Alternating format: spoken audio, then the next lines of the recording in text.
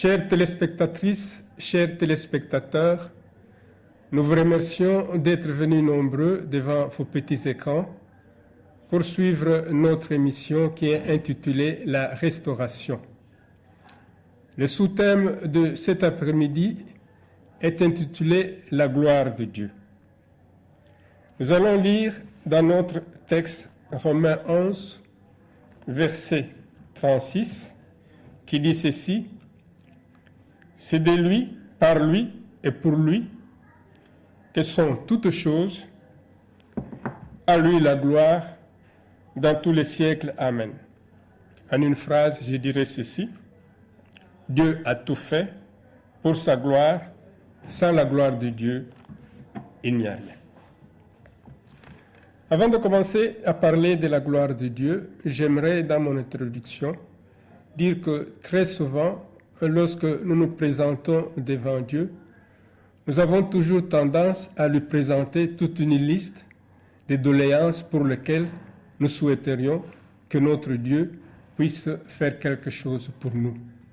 Soit qu'il y a des cas de maladie, soit qu'il y a des cas de famille, soit qu'il y a toutes sortes de cas que nous présentons à notre Dieu. Nous pensons que tout cela est vraiment correct. Mais nous devons savoir qu'il y a quand même plusieurs façons, lorsqu'on se trouve devant un être supérieur, d'aborder donc le problème dans lequel nous avons dans notre cœur.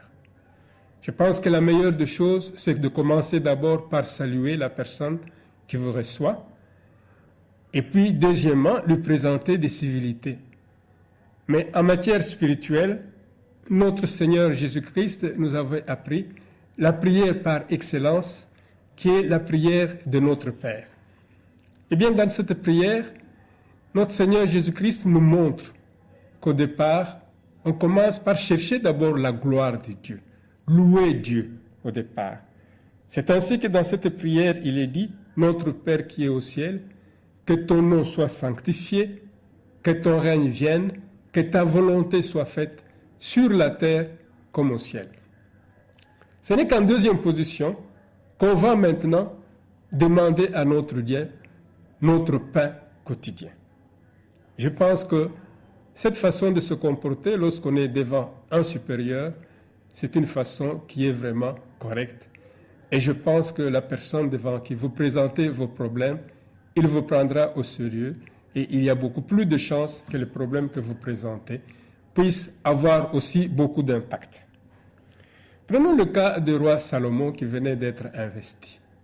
Le roi Salomon n'est pas parti directement dans la maison de Dieu pour remercier Dieu et lui dire que voilà, puisque je suis investi, donne-moi, donne-moi.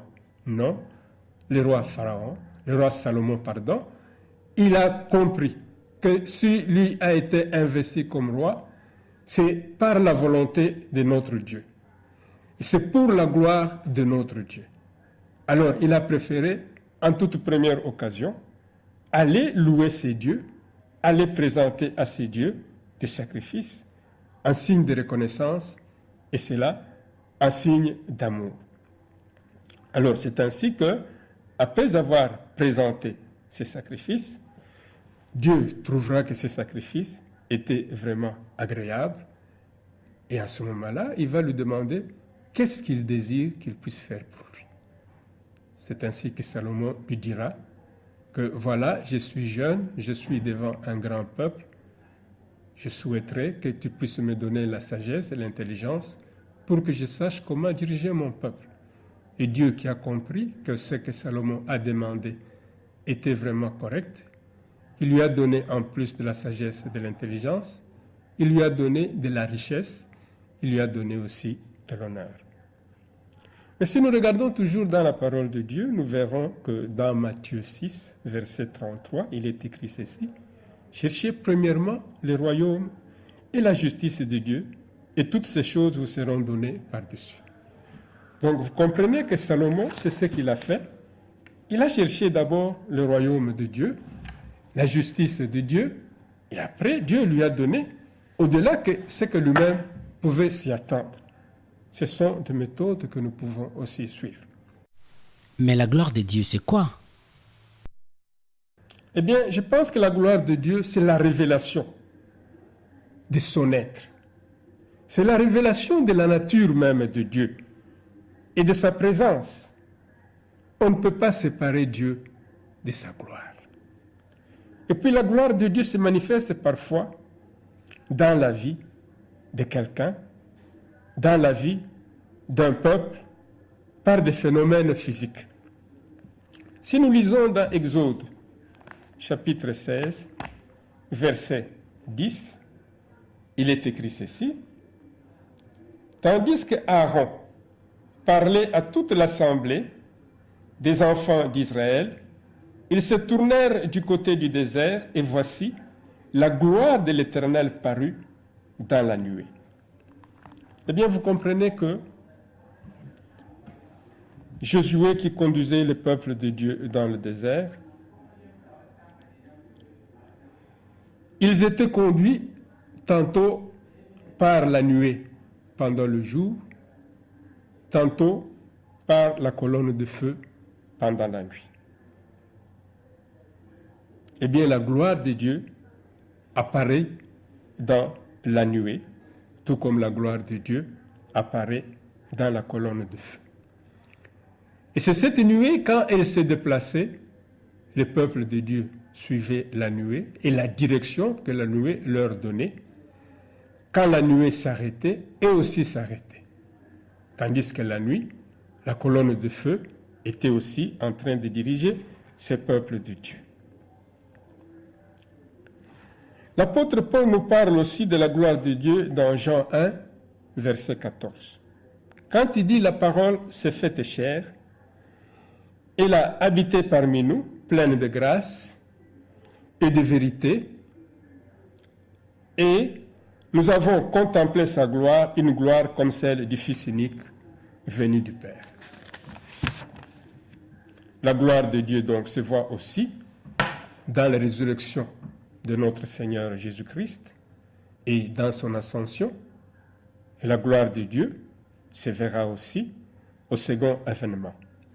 Donc l'objectif que notre Église a, c'est de faire en sorte que le monde reconnaisse la gloire de Dieu. Et nous voyons ça dans Romains, chapitre 15, verset 9. Et maintenant, que dirons-nous de la gloire de l'homme par opposition à la gloire de Dieu? Eh bien, la gloire de l'homme, dans le monde, il décrit plutôt la richesse matérielle qu'un homme peut avoir. Dans le monde, la gloire de l'homme décrit l'honneur d'un homme. Car lorsque un homme a beaucoup d'argent, il cherche à ce que les gens de son entourage sachent qu'il est très riche, que ces gens le respectent, que ces gens lui fassent des révérences, que ces gens lui fassent des courbettes. Et puis, il va aussi être très écouté dans certains milieux, puisque parfois même, il peut acheter la conscience des gens. Frère évangéliste Jean-Sébastien Kenge, où est la gloire de Dieu? Je pense que lorsque nous regardons autour de nous, nous voyons des choses qui ont été créées par Dieu. Nous voyons par exemple l'homme qui est créé à l'image de Dieu. Nous voyons la nature. Nous voyons les inventions. Mais tout cela, ça reflète vraiment la gloire de Dieu. Hier, pour se déplacer, quitter par exemple la ville de Kinshasa ici, aller comme à Matadi, prenons même du temps de Jésus avec ses disciples, les gens devraient se déplacer à pied. Mais aujourd'hui, il y a des voitures. Aujourd'hui, il y a des avions. Vous pouvez aller d'un continent à un autre continent. Mais vous faites 1 heure du temps. C'est que dans le temps, vous pouviez faire peut-être pendant 2 ans ou 3 ans. Mais tout cela, c'est pour montrer que la gloire de Dieu. Notre Dieu est grand. Et si le monde, si l'homme que Dieu a créé parvient à inventer des choses qui paraissent aussi grandes, c'est pour vous dire que Dieu qui l'a créé, on ne peut vraiment pas apprécier, on ne peut vraiment pas mesurer la grandeur ni la gloire de ces dieux. À travers l'histoire, Dieu nous révèle aussi sa gloire quand nous voyons par exemple le cas des jardins d'Éden dans lequel Dieu avait placé l'homme. Et puis dans ces jardins d'Éden, l'homme vivait en harmonie avec les animaux, ce qui ne se fait pas aujourd'hui. Pourquoi ça ne se fait pas? Bien sûr, puisque l'homme, lorsqu'il avait désobéi à Dieu, lorsque l'homme avait péché contre Dieu, eh bien, Dieu lui a retiré tous ces avantages qu'il lui avait accordés. Nous voyons aussi la gloire de Dieu avec Moïse, qui conduisait le peuple de Dieu à travers le désert. Et lorsqu'il s'est trouvé devant l'obstacle, c'est-à-dire le fleuve, Dieu lui a demandé qu'est-ce qu'il avait entre ses mains. Il a dit, il a un bâton.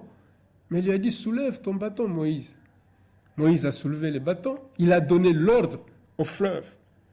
Le fleuve qui s'est ouvert pour laisser un couloir par lequel le peuple de Dieu devrait passer. Et nous voyons aussi la gloire de Dieu à travers Jésus-Christ lorsqu'il était sur la terre. Combien de miracles n'a-t-il pas fait? Il a même ressuscité des hommes, et tout cela, c'est vraiment la gloire de Dieu. La Bible dit que le Fils de Dieu,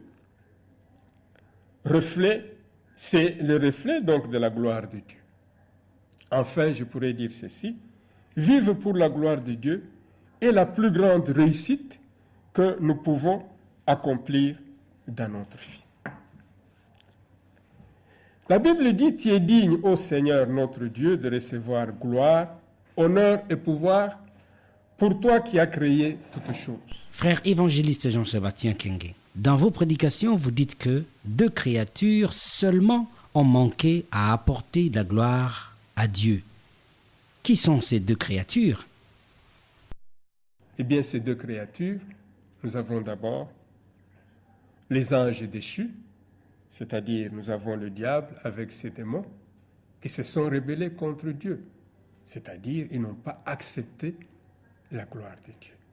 Ensuite, c'est l'homme qui, par le péché, qui les sépare de Dieu,